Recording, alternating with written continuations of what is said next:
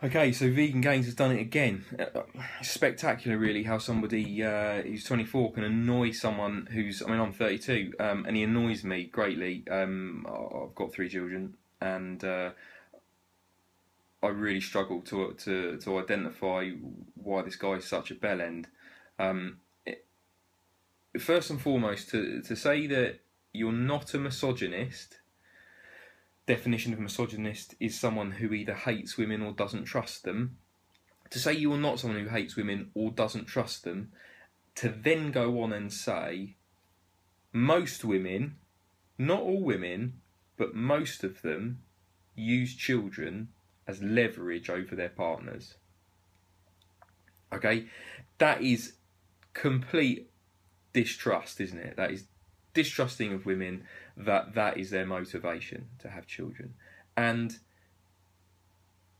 when I say in the main, I mean probably 99%, maybe more percentage of that, of women don't have children to leverage their partners.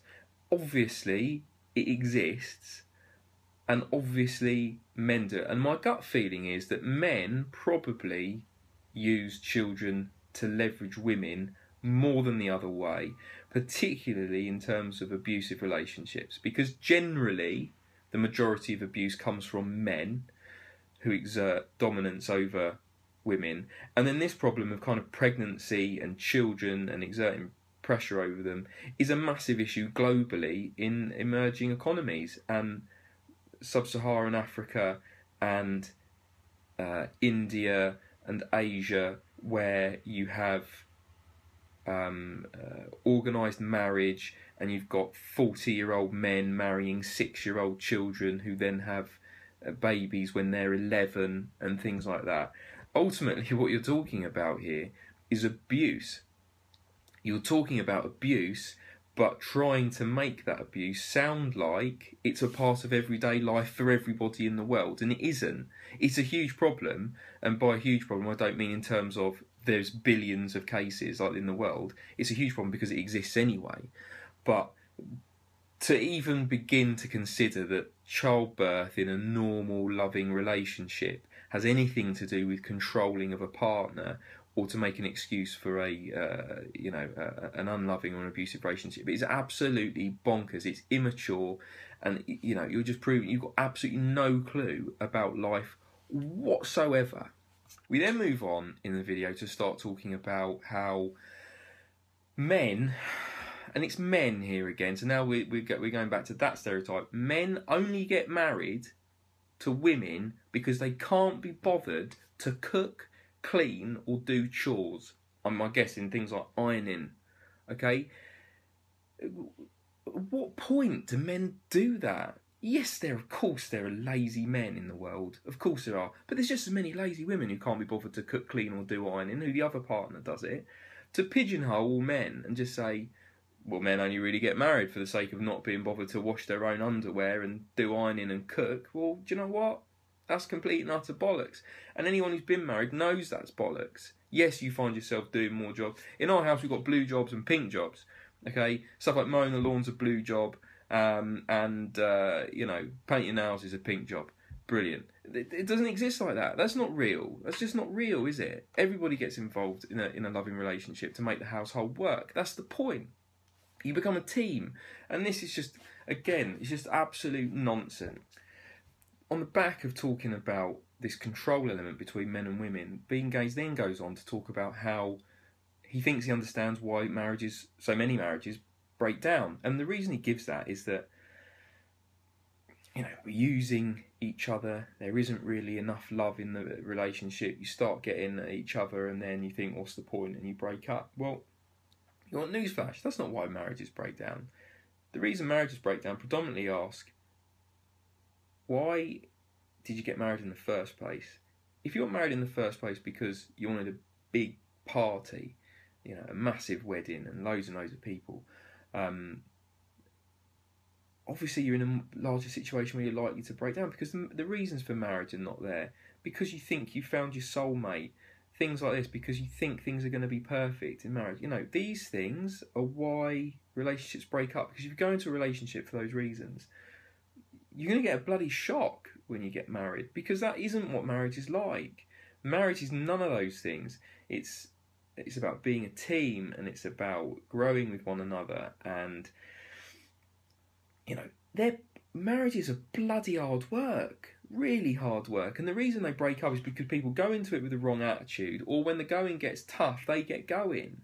It's got nothing to do with these things. But if you get married vegan gains to somebody because you can't be asked to do the cooking and the cleaning, and you don't want to have children, and you're conscious that your wife only wants to have children with you to trap you forever, it's just absolute nonsense. That's just not real life.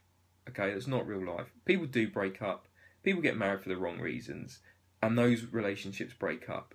And marriage is a long-term thing. It's really hard work. You'll go through times when you don't like your partner. You'll go through times when your partner doesn't like you, but you work at it because you know that you love each other and that staying together is important.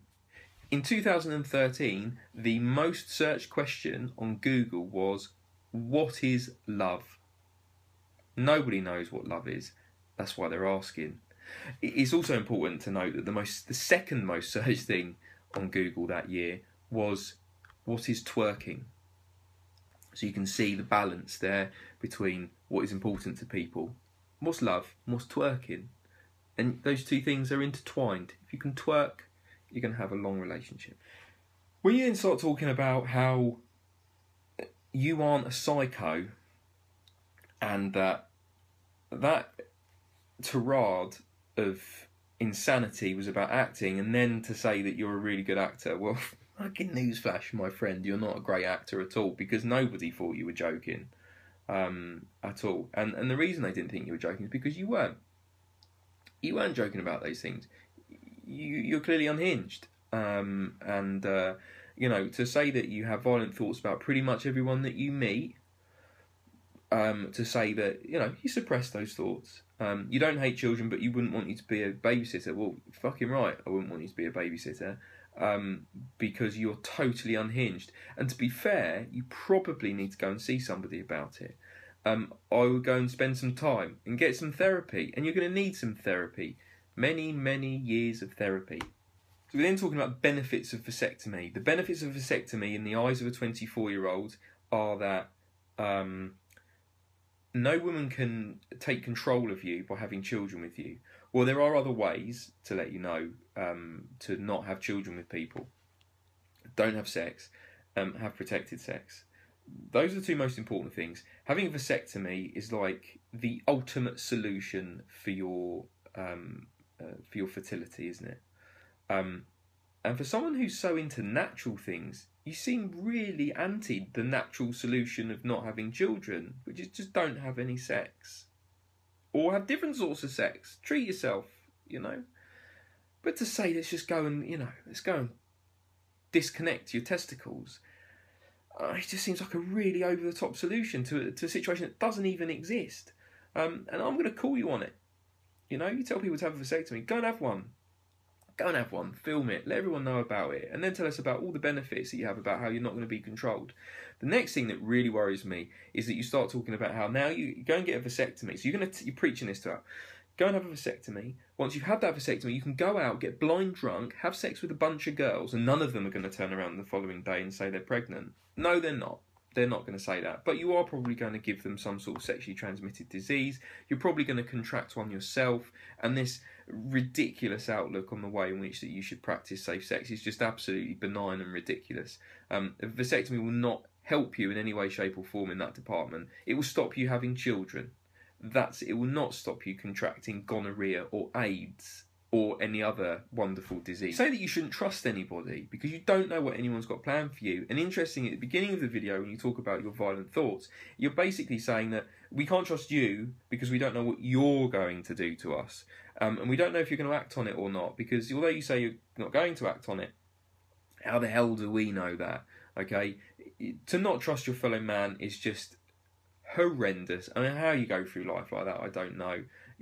You have to trust people, you have to give people trust, and there will be times where you're going to trust people. For example, you're going to go have a vasectomy, so you've got to trust the surgeon, haven't you? You've got to put trust into people.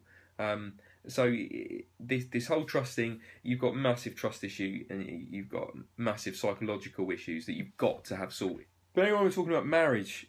We're then talking about how vasectomies are reversible, just like being married is reversible. You know, don't walk into a marriage without thinking about it properly and walk into it for the right reasons. And don't have a vasectomy with the view at the back of your mind that you can just have it reversed. I mean, that's absolutely ridiculous. You can have it reversed, but not necessarily successfully. You might not be able to have both reinstated. You don't know that. These are things, you don't know if there's going to be complications. We're talking about surgery here, you know. We don't know if there's going to be complications. You've just got to make this, you can't make this decision lightly. And for the love of God, don't make it because some dickhead on YouTube's told you to have. In the same vein, the way in which your YouTube video and subscription holds, you're talking about healthy lifestyle for a long life. Now,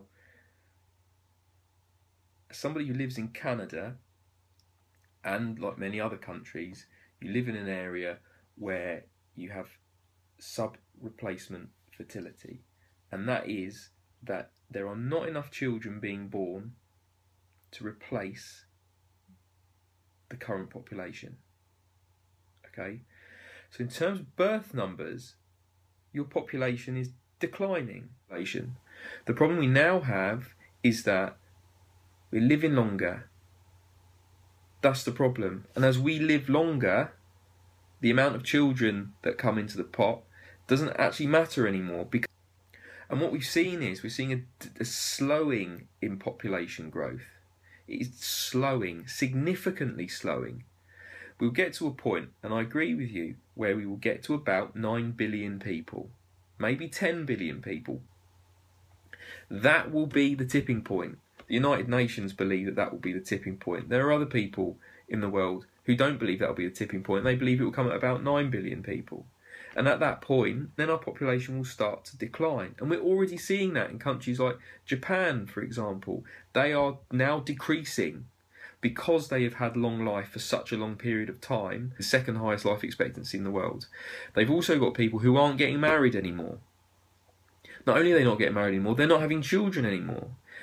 And if they do, they're having one. And as a result, they're not replacing themselves at the rate that they are now dying. That's what you will see across the entire world. Now, you might think, well, that's brilliant. Well, it's not brilliant, because in the economies that we live in, we require people to run our country. If you're going to retire at 60 and you're going to live to 100, you're retired for 40 years.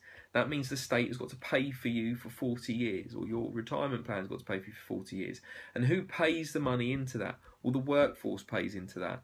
And we're going to get to an interesting tipping point where we get to an economic crisis where we don't have enough people to make the economy we've created run. So we get decreases in workforce, and we get decreases in money going into taxation, and we've got more people taking money out in retirement. And we're seeing that in Japan already. That is a problem, and it's happening.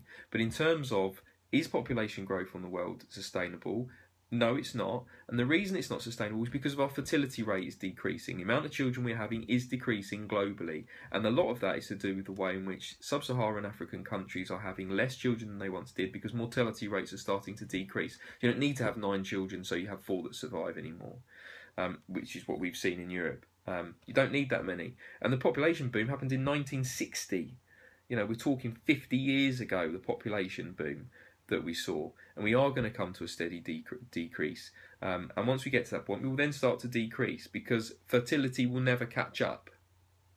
When fertility never catches up, we will always get older to a limit, but we will stop having children until a point that we will get a steady decline in the number of population. We will have to work older. Far older. So in summary, I think it's really, really interesting to note that, one, don't have a vasectomy. Do not go out and get a vasectomy if you are 24 or younger, or if you're not in a long-term relationship, or if you've not had children. If you've had your children, by all means. If you're 27 and you definitely don't want children, if you're 30 and you definitely want children, and you want to make that decision, good on you. Don't listen to this bloke talking about having a vasectomy for the sake of decreasing the world's population and because you're going to be controlled by women, because it's fundamentally nonsense. And all of the enjoyment that you get out of life at the moment will be enhanced by having children. That's the point. That's what we're here for. We're not just here for reproduction, of course we're not. But to be a parent is fantastic. It's a really, really hard job. It's one of the hardest jobs I've ever had. I've got 3 children, and it's really, really hard work, but really, really rewarding. And I wouldn't want anyone to not go through that. Apart from Vegan Gains, who's obviously insane, and a child would make him go crazy. He would kill his own child without any question. He would go mad and he'd kill his own children, because children are testing, and they're really, really difficult. So, in summary, do whatever the hell you want to do. Do you know what I mean? Live your life, enjoy yourself, but stop taking. Well, I say stop. I'm assuming you haven't. But don't take this guy's advice. And until you see him have his vasectomy on YouTube, forget about it. This is just a troll, load of old crap nonsense to get people talking. Piggybacking off Durian Rider and him talking about vasectomies and Free talking about vasectomies. This is just an attempt to get more views. So, do whatever the hell you want to do, but ignore this twit.